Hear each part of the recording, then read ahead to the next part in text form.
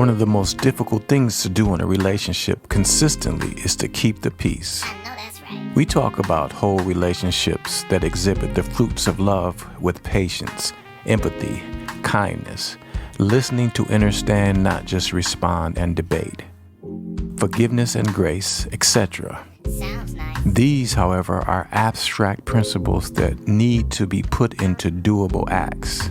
What are the methods to take these beautiful, fluffy principles and make them ways of thinking and doing that we can use? Tell me. We at Qualified to Love don't have all the methods, but we do have a few that will help you keep the peace and support a whole love way of being. Let's start with some conflict avoidance and resolution methods. Repeat what you thought you heard. This helps you take away the filters of what you may have colored their statement with, and gives them an opportunity to clarify or modify what could be offensive and misunderstood. You can ask more than one question about the statement before you react and give a statement of your own. At least this way, you two will be discussing the true meaning of what was said instead of a false perception and a bad interpretation of what was said. So what you be saying was, Make statements that do not make your mate wrong. Like, I see how you could feel that way. but not really, I see your point of view. but not really. Let me think about what you said. I have to process that. This works well with the repeating method, and often people will retract or modify their statement because they realize how controversial, ridiculous, etc. it sounds when you repeat back their own words to them. The point is not to be right and win arguments. The point is to coexist in harmony and work out issues that need to be resolved. Choose your battles wisely. Know that you do not have to challenge every statement, point of view, or opinion that your mate makes. Even if you strongly believe that you know your mate is not right or skewing the narrative falsely.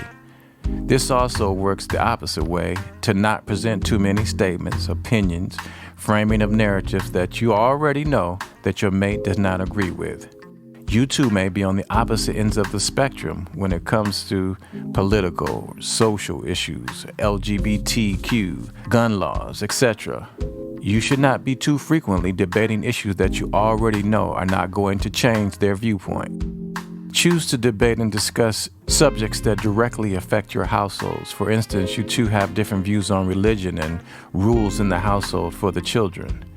Then some agreement have to be made, compromises and concessions made.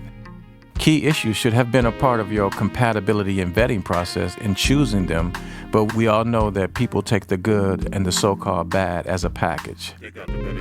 Hopefully, none of these issues are deal breakers. Sometimes we debate things that are not deal breakers, but end up getting into heated arguments that cause disrespect and can lead to even breakups. So again, choose what's even worth having a debate about. Remember, tone and attitude is a large part of communicating. The saying, "It's not what you said, but how you say it," is true. The delivery of a message is as important as the content of the message. Be aware of how you are projecting and communicating. Communicate if you are irritated, sad, or having stress with your mate, letting them know that it's not about them. Both of you should be the source of refuge from the storm and not add to the storm. Simply communicate your mental state with your mate. Then take responsibility to bring yourself back into peace and harmony with yourself is key. If you are living in a state of consistent stress, anger, sadness, fear, etc., your mate can only do so much. We cannot have harmony and peace with our mates if we do not take accountability steps for rectifying core issues with ourselves. We must at least be on the journey of making steps to heal and be the best to our current ability. Making the choice to choose healing. Books, meditation, therapy, self-help videos, self-care, etc. In essence, do the work. Timing is also a key in discussing issues like finances, behavioral issues that you wish your mate would change, or any conversation that you know will cause a negative reaction. Setting up a time to discuss these issues is helpful. Saying like, "Yeah, I would like to discuss our budget tonight if you're free." The thing to not do is to start off with a bad tone, a bad attitude, and the wrong timing, like as soon as they walk through the door, going off on your mate. Hey, wait a minute, man. Remember, it's about getting the resolution to the issue, not causing drama or making the best points of argument just to win. Keep your eye on the prize. The prize being peace, resolution, and solutions. Okay, that's just a few methods, mindsets, and ways of being that should help you have a more harmonious and whole relationship. Good stuff. By no means this is a full, exhaustive list of tools, but they are core methods that will help. Again, keep your eyes on the prize. The prize being peace, resolution, and solutions.